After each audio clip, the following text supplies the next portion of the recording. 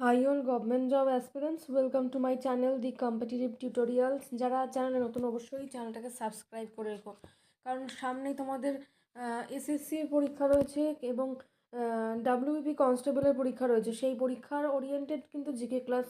আজকে হচ্ছে mock test 12, ঠিক আছে? 11টা ক্লাস হয়ে গেছে। যারা দেখোনি অবশ্যই দেখে নেবে ক্লাসগুলো। সেখানে কিন্তু 20টা এমসিকিউ আলোচনা করা আছে, সাথে তার এক্সট্রা ইনফরমেশন, অর্থাৎ আরও 15টা এক্সট্রা। সেই ক্ষেত্রে আমি বলতে পারি তোমাদের কিন্তু 35টা করে কোশ্চেন হয়ে যাচ্ছে সেই ভিডিওগুলোতে, ঠিক আছে? অবশ্যই ক্লাসটা মনোযোগ সহকারে দেখো, যাতে তোমাদের কোশ্চেন কমন পড়ে, ঠিক আছে? তো আজকের সেশনের ফার্স্ট কোশ্চেন কী আছে দেখো, পৃথিবীর বায়ুমণ্ডলের কার্বন ডাই অক্সাইডের পরিমাণ কত? তো কোন গ্যাসের পরিমাণ কত সেটা জানতে হবে। একটা হচ্ছে দেখো, নাইট্রোজেন সব থেকে বেশি পরিমাণে থাকে।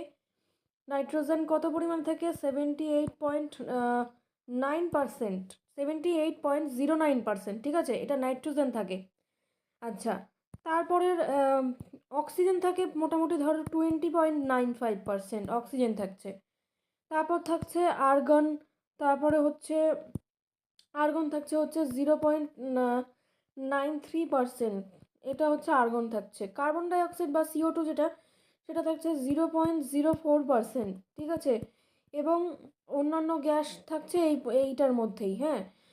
তো এরপর যেটা থাকছে মেন কার্বন ডাইঅক্সাইড, তাহলে কার্বন ডাইঅক্সাইড কত পেলে? 0.04%। কোন অপশানটা হবে দেখো, ভিডিও তোমরা পজ করে উত্তর দেবে অবশ্যই। তো এখানে অপশান সি হয়ে যাবে অ্যান্সার, ঠিক আছে? এবার চলো 3 নম্বর কোশ্চেন কী আছে দেখো, যদি দস্তার কোণার উপর ফেনল বাষ্প করি তবে আমরা কি পাবো? তো ইম্পর্টেন্ট প্রশ্ন, সায়েন্সের থেকে কি হয়ে যাবে উত্তর? উত্তর হয়ে যাবে কিন্তু অপশান ডি, বেনজিন। বেনজিন হয়ে যাবে অ্যান্সার, ঠিক আছে?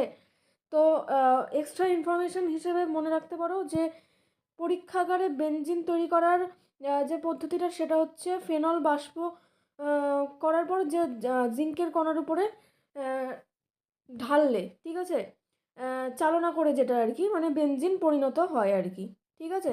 মানে ফেনল বাষ্প করার পরে চালনা করে জিঙ্ক দেওয়ার পরে।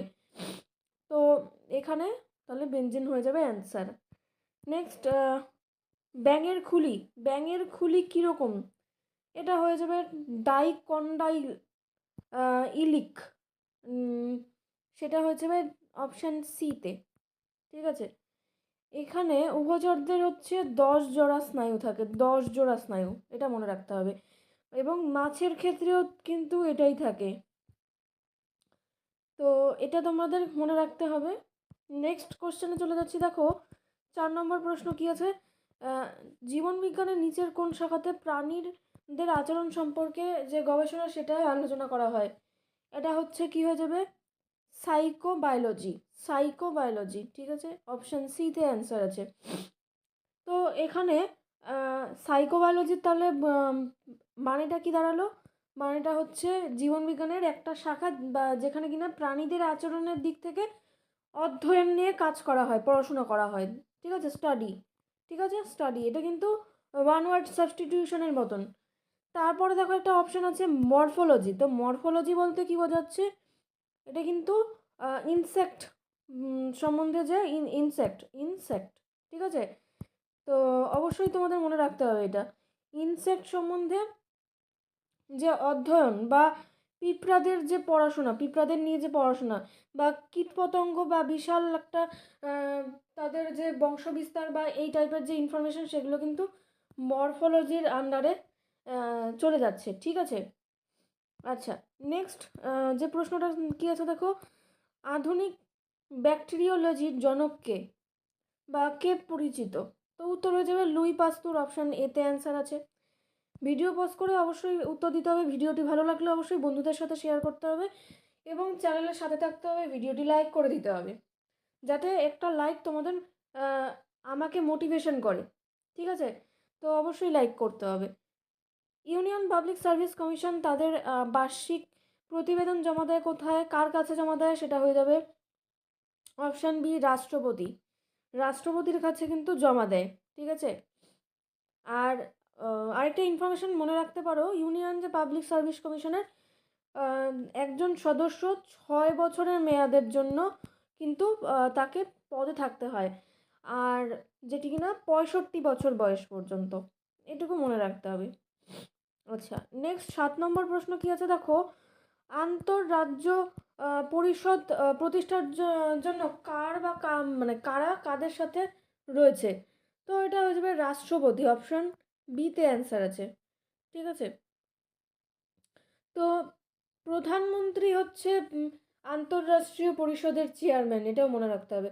আন্তঃরাষ্ট্রীয় পরিষদের চেয়ারম্যানকে প্রধানমন্ত্রী। ঠিক আছে, নেক্সট 8 নম্বর প্রশ্ন কি আছে দেখো, কনস্টিটিউশনের থেকে ভারতের সংবিধানের কোন তফসিলে কেন্দ্র এবং রাজ্যগুলির মধ্যে ক্ষমতার যে বিভাজনের কথা বলা হয়েছে? কোশ্চেনটা দেখো কি আছে, আরেকবার পড়ছি, ভারতীয় সংবিধানে কোন তফসিলে কেন্দ্র এবং রাজ্যগুলির মধ্যে ক্ষমতার বিভাজনের কথা বলা আছে? তো উত্তর কি হয়ে যাবে? উত্তর হয়ে যাবে অপশান এ, সপ্তম। ঠিক আছে, তো এখানে আরেকটা এক্সট্রা ইনফরমেশন হিসেবে মনে রাখতে পারো যে সপ্তম তফসিলে 7টা তালিকা, সরি 3টা তালিকা রয়েছে, তিনটা তালিকা রয়েছে। একটা হচ্ছে ইউনিয়ন তালিকা, রাজ্যের তালিকা, আর একটা যুগ্ম তালিকা। ঠিক আছে, নেক্সট 9 নম্বর প্রশ্ন কি আছে দেখো, কে অ্যাডহক বিচারক নিয়োগ করতে পারে? এটা হয়ে যাবে সুপ্রিম কোর্টের কলেজিয়াম, অপশান সিতে অ্যান্সার আছে। তো সংবিধানের কোন ধারায় এই ইনফরমেশনটার কথা বলা আছে সেটাও জেনে রাখতে হবে। তো হয়ে যাবে সংবিধানের হচ্ছে 127 নম্বর ধারায় সুপ্রিম কোর্টের অ্যাডহক বিচারপতির নিয়োগের যে কথা সেটা কিন্তু বলা আছে। ঠিক আছে, আর সুপ্রিম কোর্টের যে অ্যাডহক বিচারকদের নিয়োগ করা হয় ফ্রান্সের বিচার ব্যবস্থা দ্বারা পরিচালিত হয়। ঠিক আছে, 10 নম্বর প্রশ্ন কি হচ্ছে দেখো, মাটিতে সরাসরি নাইট্রোজেন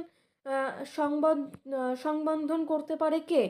তো সেটা হচ্ছে অ্যাজটোব্যাক্টর, অপশন সিতে অ্যান্সার আছে।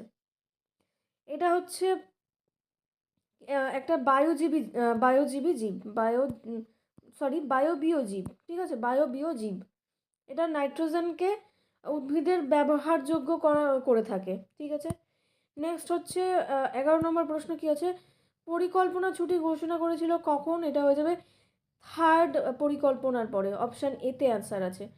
এটা হচ্ছে 1966 থেকে 1969 পর্যন্ত এটা কিন্তু সময়কালটা ছিল।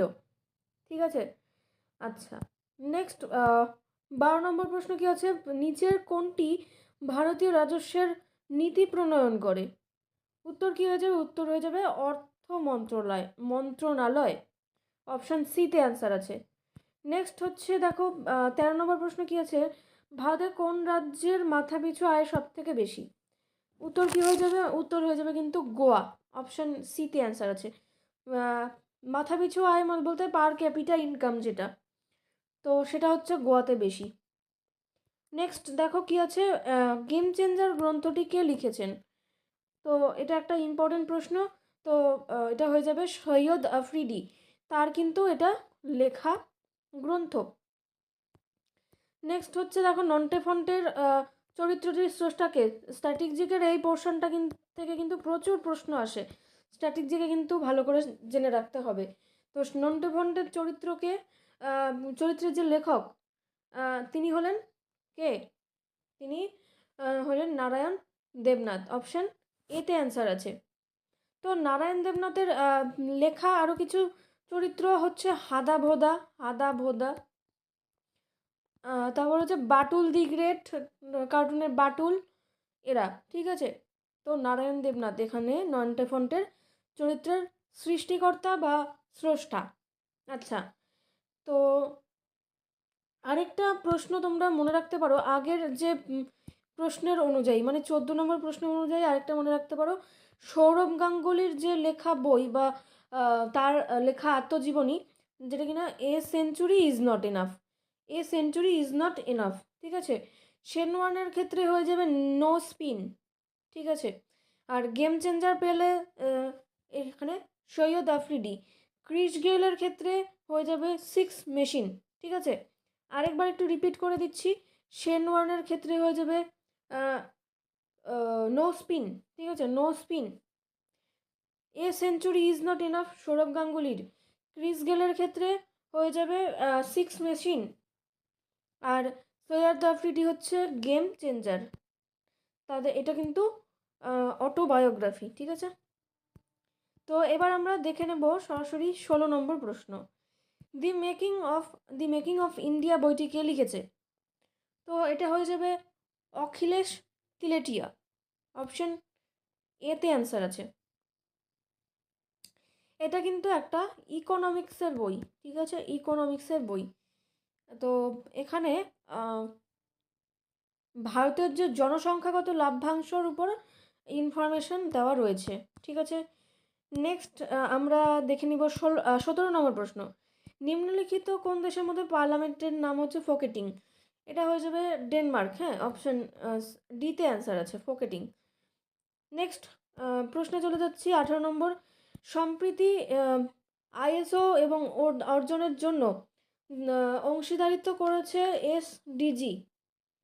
হ্যাঁ, এখানে হচ্ছে এই অংশীদারিত্বর আগে হচ্ছে একটা ড্যাশ আছে, ঠিক আছে, এখানে তোমার শূন্যস্থান পূরণের মতো হবে। তো কে অংশীদারিত্ব করছে এসডিজি এর লক্ষ্য, মানে কোন কোন সংস্থার জন্য পরিপ্রেক্ষিতে এটা হয়ে যাবে ইউএনডিপি। ইউএনডিপি এটার ফুল ফর্ম কি তোমরা হোমওয়ার্কে বলবে। ইউএনডিপির ফুল ফর্ম কি? ইউনেস্কো, ইউনিসেফ আর হু, ঠিক আছে। এই চারটাই তোমরা অ্যান্সার কমেন্ট সেকশনে জানাবে। যারা টেলিগ্রামে জয়েন করনি অবশ্যই টেলিগ্রামে জয়েন করে থাকবে। তোমাদের জন্য কিন্তু ক্লাসেস এবং পিডিএফস কিন্তু সেখানে আপডেট দেওয়া হয় যে কীভাবে তোমরা পাবে, এবং ক্লাসেসের লিঙ্ক কিন্তু তোমরা টেলিগ্রাম চ্যানেলেই পেয়ে যাবে, ঠিক আছে। তোমরা চটপট করে দেখে নিতে পারবে, ঠিক আছে। নেক্সট 19 নম্বর প্রশ্ন কী আছে দেখো। সম্প্রতি চেভালিয়ার দি আই ওদ্রে, এগুলো কিন্তু মানে পুরস্কারের নাম, তাই জন্য একটুখানি অন্যরকম টাইপের নামগুলো। আর্টস অ্যাট ডেস লেডার্স, তো পুরস্কার দ্বারা ভারতীয় ফ্যাশন ডিজাইনার রাহুল মিশ্রাকে সম্মানিত করলো। এটা কোন দেশের পুরস্কার? তো এটা কোন দেশের পুরস্কার?